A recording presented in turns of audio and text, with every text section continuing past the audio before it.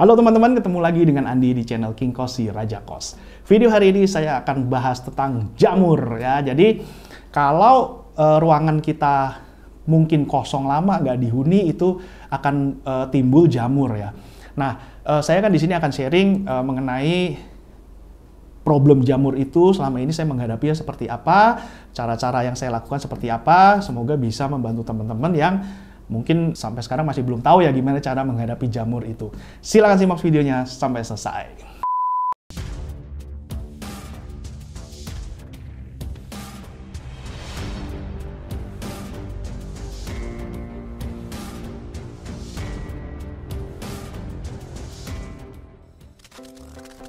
Teman-teman, waktu beberapa saat yang lalu kan pandemi ya. Nah, di pandemi itu banyak hotel-hotel yang tutup.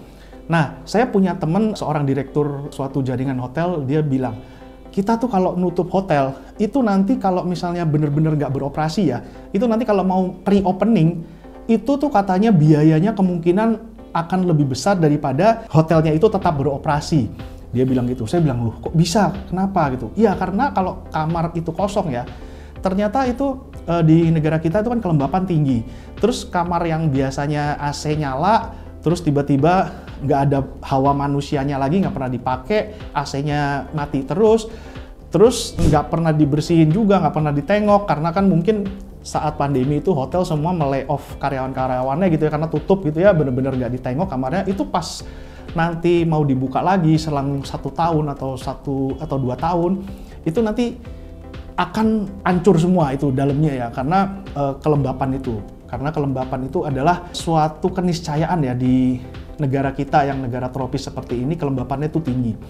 Begitu juga di kos-kosan saya. Apalagi kos-kosan saya itu seringkali saya beli properti itu udah jadi, nggak bangun dari awal, jadi kita terima apa adanya seperti itu. Nah, saya seringkali banyak banget nemuin lembab ya, kamar itu lembab.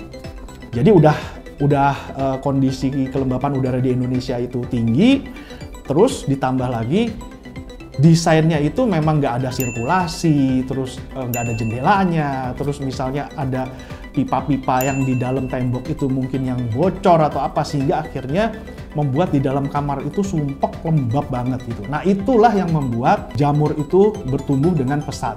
Nah, jadi teman-teman kalau misalnya tanya ke saya gimana cara untuk mengatasi jamur ya, itu pertama akarnya itu harus akarnya itu harus diselesaikan dulu. Akarnya apa? Kelembapan. Kelembapan itu seperti yang tadi saya bilang bahwa itu bisa dari saluran-saluran, misalnya ada bocor, ada lembab, ada rembes dari mana-mana, itu bisa menyebabkan lembab dan menimbulkan jamur yang lebih cepat pertumbuhannya. Ya, jadi kalau misalnya temboknya lembab ya, teman-teman coba cari dulu, ini kira-kira lembabnya itu, rembesnya itu tuh dari mana. Dan menurut saya untuk membenarkan ya, untuk membetulkan dari akarnya masalah rembes lembab itu sangat sulit sekali. Karena seperti yang saya juga udah sering bahas di video saya sebelumnya, kalau lembabnya atau bocornya di sini belum tentu bocornya itu atau rembesnya itu dari sini, bisa aja dari mana-mana gitu. Nah, akhirnya kalau memang tidak bisa, kelembapan itu dari tembok itu tidak bisa, kalau saya biasanya dulu kan saya keramik. Memang di keramik itu bisa sedikit membantu ya. Jadi dulu itu furniture saya jamuran terus gitu ya, udah dilap, terus berapa hari kemudian numbuh lagi. Nah, setelah saya keramik semua itu, ruangan saya keramik semua, itu ternyata jamurnya itu tumbuhnya tidak secepat kalau misalnya temboknya itu masih terbuka gitu ya, belum ditutupin keramik. Nah, jadi teman-teman itu ya salah satu alternatif, sembuhkan akarnya dulu dari rembes. Kalau udah diusahakan segala macam cara ternyata nggak bisa, tutup temboknya pakai keramik ya. Nah, terus meskipun ditutup pakai keramik, itu kelembapan itu masih ada gitu ya. Nah, teman-teman kalau memang punya alatnya, itu alat untuk mengukur kelembapan, tapi kalau saya sih nggak akan sedetail itu, nggak akan serumit itu gitu ya. Yang pernah saya lakukan adalah, pertama saya pakai itu, ada semacam kayak serbuk gitu ya. Serbuk itu dia bisa menyerap kelembapan gitu. Jadi mereknya apa ya waktu itu, bagus atau apa gitu, kayaknya saya beli satu kayak box kecil gitu, itu kita taruh di situ, ada penampungan airnya, jadi nanti setelah beberapa saat itu airnya tuh kelembapan itu diserap jadi air gitu ya. Nah, tapi kalau pakai itu boros, karena itu setiap kali udah penuh kan kita harus buang, kita harus ganti lagi, karena serbuknya itu kan bahannya itu ada masa pakainya gitu. Nah itu pakai satu itu, tapi saya tidak rekomen. Terus yang kedua adalah pakai mesin dehumidifier ya. Pakai mesin itu mesinnya itu dia mengolah kelembapan yang ada di udara terus akhirnya dirubah menjadi air. Nah itu juga saya nggak rekomen juga, karena apa? Karena alatnya itu mahal ya, harganya jutaan. Kalau kos kita kamarnya banyak, kita mau kondisinya lembab semua gitu ya, kita beliin alat itu, waduh bisa investasi berapa banyak lagi gitu loh.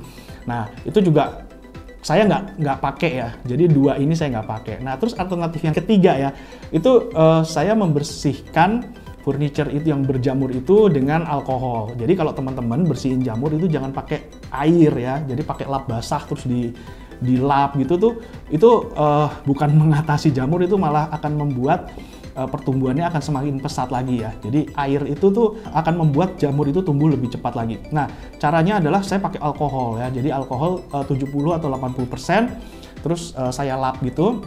Nah itu biasanya bisa menahan atau mencegah supaya jamurnya itu tidak tumbuh lagi lebih cepat.